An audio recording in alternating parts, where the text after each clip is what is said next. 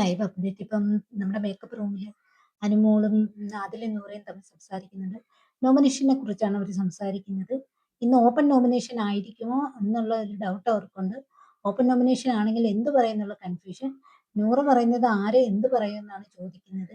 അപ്പൊ ആദില വഴക്ക് പറയുന്നു, ഇത്രയും ദിവസമായിട്ട് ബേബിക്ക് ആരെയും കുറിച്ച് ഒന്നും പറയാനില്ല എന്ന് ചോദിക്കുന്നു. എന്തെങ്കിലും ഒരു അഭിപ്രായം പറയണ്ടായോ? ഇത്രയും നാളായിട്ട് ഒരു മനുഷ്യനെ കുറിച്ച് പറയാൻ അഭിപ്രായം ഇല്ലെന്ന് ചോദിക്കുന്നു.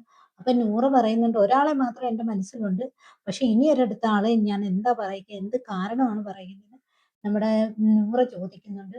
അപ്പൊ അനുമോളും കൂട്ടത്തിലുണ്ട്. അപ്പൊ അനുമോള് പറയുന്നുണ്ട്, ആര്യനും നമ്മുടെ അനീഷും നിവിനും പോകാൻ സാധ്യതയില്ല, ബാക്കിയുള്ളവരിലെല്ലാം ആരെങ്കിലുമൊക്കെ പോകാനുള്ള സാധ്യതയുണ്ടെന്ന് പറയുന്നത്. അതുപോലെ തന്നെ ഓപ്പൺ നോമിനേഷൻ ആണെങ്കിൽ തന്നെ മറ്റുള്ളവർ കൗണ്ട് നോക്കി ആരെയാണ് ചെയ്യാത്തത് അത് നോക്കി ചെയ്യാമെന്ന് അവിടെ അവർ പറയുന്നുണ്ട്. അപ്പം അനുമോള് പറയുന്ന വേറൊരു കാര്യമുണ്ട്, ആതിരയും നൂറയിൽ ഒരാള് ഫൈനൽ ഫൈവിൽ ഉണ്ടായിരിക്കുമെന്ന് അനുമോള് അവർക്ക് ഉറപ്പ് കൊടുക്കുന്നുണ്ട്.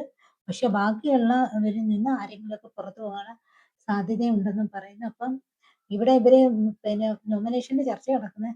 അപ്പൊ ഇന്ന് നമ്മുടെ ബിഗ് ബോസിനകത്ത് നോമിനേഷൻ നടക്കുന്ന ഓപ്പൺ നോമിനേഷൻ ആണ് നടക്കാൻ പോകുന്നത്. അതെങ്ങനെയായിരിക്കും എന്ന് അറിയത്തില്ല. കാരണം പലരും കുറച്ച് പേര് വെളിയിലാണ് ഇരിക്കുന്നത്, ചിലവര് അടുത്തന്നെ ഇരിക്കുന്നുണ്ട്, ചിലർ മറ്റു ഏരിയയിൽ ഇരിക്കുന്നുണ്ട്. അപ്പം ഇവര് ആരെയൊക്കെയാണ് പറയുന്നതെന്ന് അറിയാൻ പറ്റത്തില്ല. അറിയാൻ പറ്റിയെങ്കിൽ മാത്രമേ ഉള്ളൂ ഈ ആരെയൊക്കെ ചെയ്തിട്ടില്ല, ചെയ്യാത്ത ആളെ നോമിനേഷനിലോട്ട് എത്തിക്കാൻ പറ്റത്തുള്ളൂ. അതിന് പലരും ഇവിടെ ഒളിച്ചു നോക്കിയൊക്കെ ചെയ്യുന്നുണ്ട്.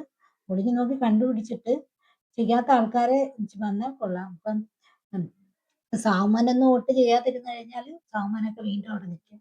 അപ്പം മിക്കവാറും സാവ്മാന് നമ്മുടെ അനുമോൾ വോട്ട് ചെയ്യാനുള്ള സാധ്യതയുണ്ട്. പിന്നെ ആദില നൂറയിൽ നിന്ന് ആരെങ്കിലും പിന്നെ വോട്ട് ചെയ്യും. കാരണം അനുമോൾ അവിടെ പറയുന്നുണ്ട് സാവ്മാൻ വോട്ട് ചെയ്യുന്ന കാര്യം.